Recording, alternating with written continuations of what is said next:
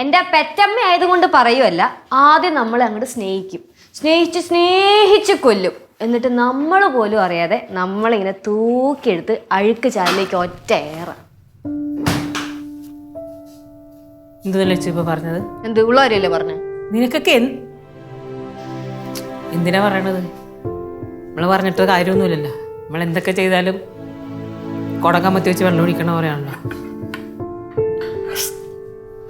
എടോ, ഞാൻ വെറുതെ തമാശക്ക് പറഞ്ഞതാ, താ ഇമോഷണൽ ആവല്ലേ. എന്തുവാ ഇത്? ഞാൻ വെറുതെ ചൊറിയാൻ വേണ്ടി പറഞ്ഞതല്ലേ. എൻ്റെ അമ്മയുടെ നിഴലിലാണ് ഞങ്ങളൊക്കെ നിൽക്കുന്നത്. അമ്മയുണ്ടെങ്കിൽ ഞങ്ങളും ഉണ്ട്, ഇല്ലെങ്കിൽ ബിഗ് സീറോ. അല്ലടാ? ഇതൊന്നും ലച്ചു ഇങ്ങനെയൊക്കെ പറയണത്? ഇങ്ങനെ പറഞ്ഞൊന്നും പ്രശ്നമായോ?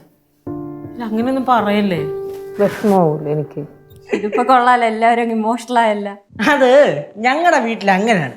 സന്തോഷമായിട്ടിരിക്കുമ്പോൾ പെട്ടെന്ന് നിങ്ങൾ സങ്കടമായിട്ടിരിക്കുമ്പോൾ പെട്ടെന്ന് അടിയുണ്ടാക്കും, എന്നിട്ട് പെട്ടെന്ന് എല്ലാം കോംപ്രമൈസ് ആവുകയും ചെയ്യും. ഞാനെങ്ങും കണ്ടിട്ടില്ല ദൈവമേ ഇങ്ങനെയുള്ള ആൾക്കാരെ. ഇതൊക്കെ ഇനി എന്തോരം കാണാൻ കിടക്കുന്നല്ല അമ്മ. ഇതെല്ലാം കഴിഞ്ഞു പോയി. അത് തന്നെ, ഇതൊന്നും അല്ല. അച്ഛൻ്റെ ഒക്കെ ഒരു സുവർണ കാലഘട്ടം ഉണ്ടായിരുന്നു. ആ സമയത്ത് കൂടെ വേണമായിരുന്നു. എന്തായിരുന്നു കേശുവേ?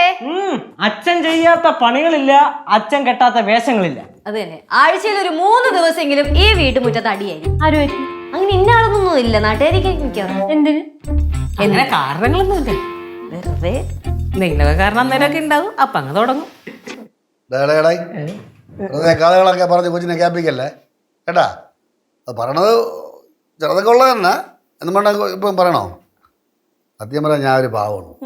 വഴി കൂടെ പോണ കാര്യങ്ങളെല്ലാം വലിയ ഏണിയായിട്ട് എൻ്റെ തലയിൽ കൂടെ വന്ന് വീഴും. ഏണിയൊക്കെ എത്തി വലിച്ച് പിടിക്കും, അതെങ്ങനെ പറയണതാണ് നല്ലത്. യാത് കാണ്ടടി ഞാൻ ഒച്ച എത്തി വലിച്ച് പിടിച്ചത്.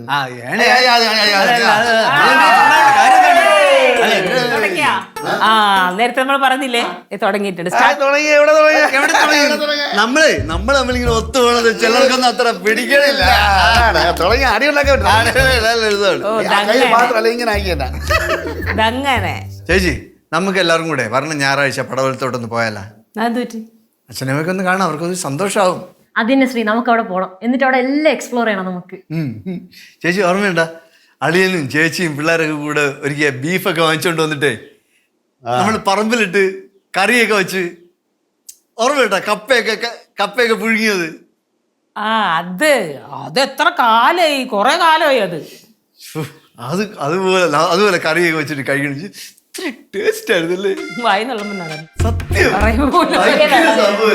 എനിക്കും വൈകുന്നേരം എനിക്ക് എപ്പോഴാ വരാത്തെ? ഭയങ്കര ബീഫ് കറിയുടെ മണമൊക്കെ അവിടെ അപ്പുറത്തെ പറമ്പിൽ നിന്ന് അവിടെ ജോലിക്കൊക്കെ ആൾക്കാരൊക്കെ നിൽക്കുകയായിരുന്നേ. അവരുടെ കൂടെ ഓടി വന്നിട്ട് പിന്നെ അവർക്ക് കൊടുത്ത് എല്ലാവരും കൂടെ കൂടി നിന്നാണ് കഴിച്ചത്. എന്ത് രസമായിരുന്നല്ലേ. ഉരുളിയൊക്കെ വെച്ചിട്ട് വലിയ അടുപ്പൊക്കെ കെട്ടി വലിയ ചാട്ടം വെച്ചിട്ട് ഇളക്കലായിരുന്നോ? അത്ര ഇളക്കത്തില്ലായിരുന്നു. വള്ളംകളിയാണ് അത്.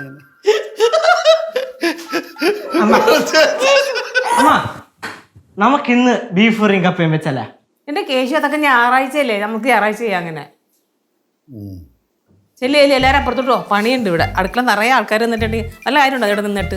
ഇങ്ങനെ ചിറ്റോണ്ടിരിക്കും ഉണ്ട്. നമുക്ക് നിൽക്കുക പന്ത്രപ്പല്ലും കുടിച്ച് പിന്നെ പോവാ കുറ്റം പറയാനായിട്ട്. അളിയനും വലിയ ആൾക്കാർ.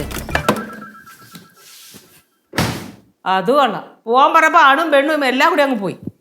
പോവാൻ പറയാൻ കാത്തിരിക്കുകയാണ്.